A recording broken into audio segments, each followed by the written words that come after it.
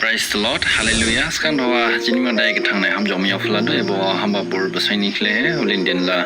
hadi beri besar. Tiga wajing ibu pandemic COVID-19 doa bangba ni sabjang jing hamsi sikir zakhe smoothly doa kampunya ko, tiawa keribu doa kamma madai ke bima suama boke angkerim tunggu asamaden lado.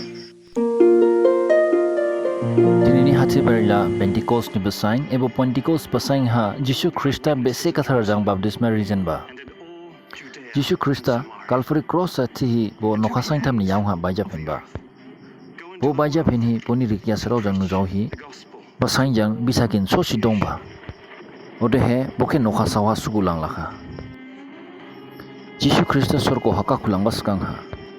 Poni rikia serau ken nadi tiba. Jing ek tangya serau ni. Chapter 1 verse 4 or 5 ke jing burina odehe era situ odehe bonsi bozom jaya ba habo bo dong phaba Jerusalem ke dahaiger madai garau hanga yaba ni balam ha ang chiaba ke nisi khana kha poke jon la thihi bo saniba 5 Johan di jang bo baptisma khlaire Tikabo kaisa basang ni yahon han nisi bese kathar ni baptisma mainang bo de thiba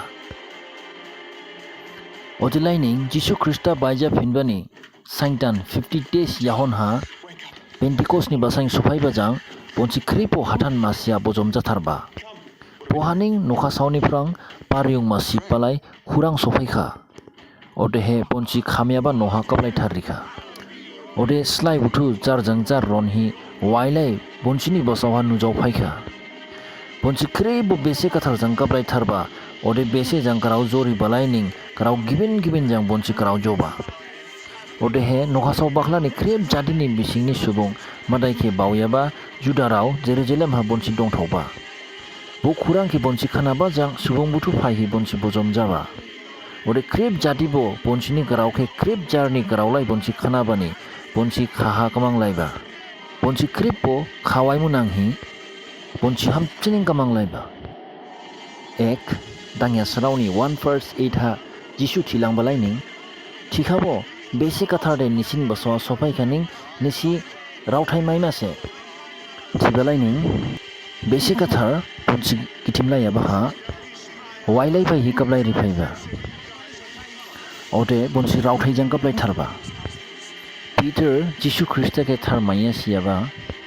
okhaleni basangha khinya hi garau jofuba ote okhaleni basangha rijing thamtha bangdau hibo baptisma lahakha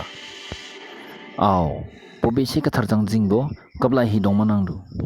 saing manangdu ode jing ajawla manangdu armadai jingki besi ka thar jang kablai hi dong mani nangjawdu Galatiani chapter 5 verse 22 ode 23 ha Beseni bathai ni karauthai ki thidu Beseni bathai de hamjoma khajama milima lonma kanang karau makanya ba saifuya ba uli chihi thidu ar bo beseni bathai jini hapo thaimanangdu bo beseni bathai jinha thaire thikase jini Christian life skamfuma milima dongma santhi dongma ministry skamfuma ode hapsauni libima nang jomani frungbo dekau hidong phuma